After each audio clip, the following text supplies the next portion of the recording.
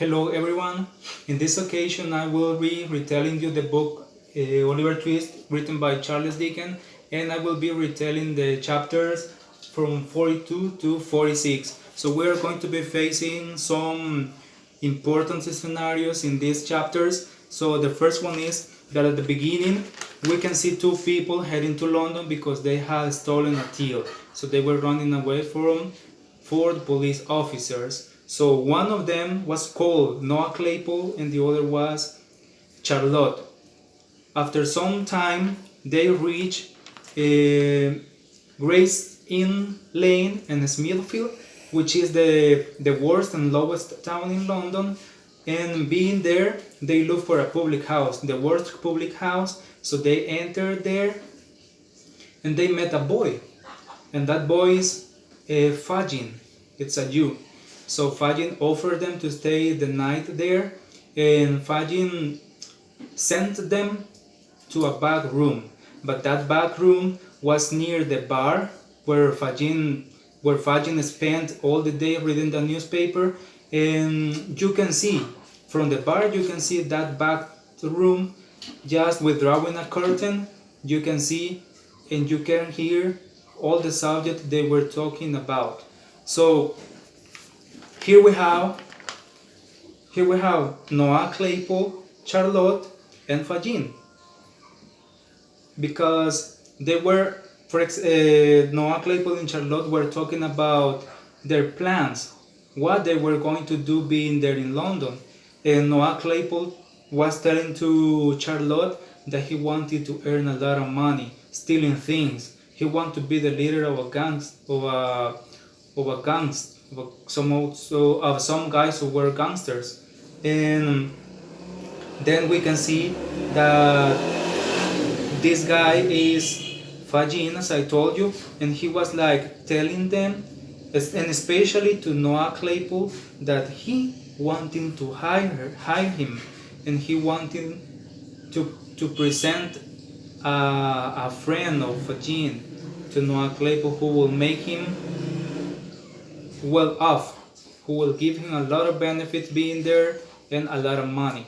So before the day in which they were going to meet that so-called friend of Fagin, they put another names, and Noah Claypole in this case was going to be Mr. Morris Bolter, and he told him to Charlotte that she was going to be Mistress Bolter's humble servant. So they were there talking, and at the next day, Noah Claypole met that so-called friend, that so-called especially friend of Fagin, but Noah Claypole realized that supposed or so-called friend was the very same Fagin. So Fagin was like acting up because he wanted to know exactly which person he was going to be hiring. So the main purpose of why Fagin wanted to hire Noah Claypole was because he had lost his best friend, and it was Jack Dawkins, who was called the Lummy, the Artful Doctor, or just the Doctor, because he was in jail. He was in jail because he was caught with attempting to pick a pocket, and the police officer found in their pocket a snuff box who was not his. And we can see here Jack Dawkins at jail. Then in the next occasion, in another chapter, we can see that Fagin is with Sykes.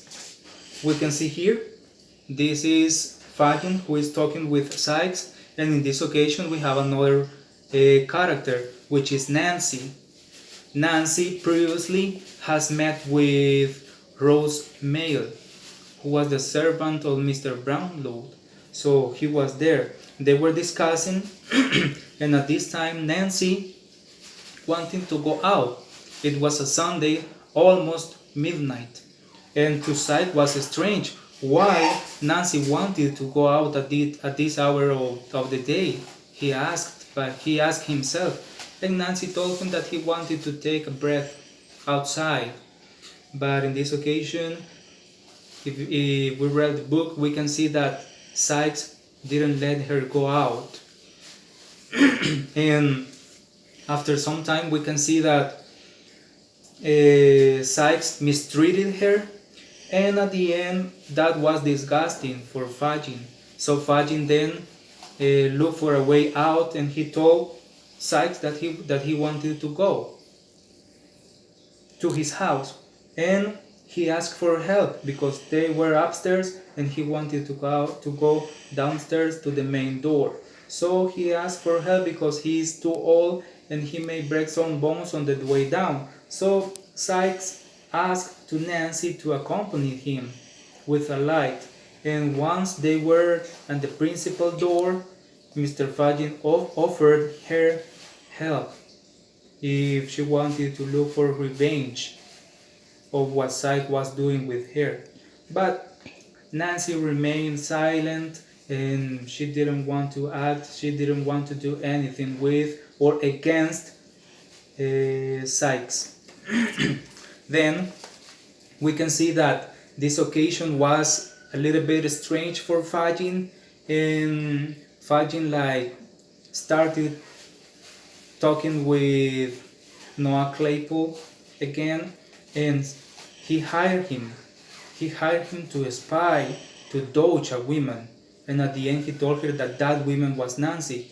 And this guy Noah Claypool questioned him and asked him why he didn't trust Nancy. And he told her that because he saw that Nancy was going out every Sunday almost at midnight. So he hired Noah Claypool, and Fagin reached one Sunday in which he saw Nancy going out, and he told him to Noah Claypool, "Hey, Noah Claypool, hurry up! Nancy's going out. Go and look after her."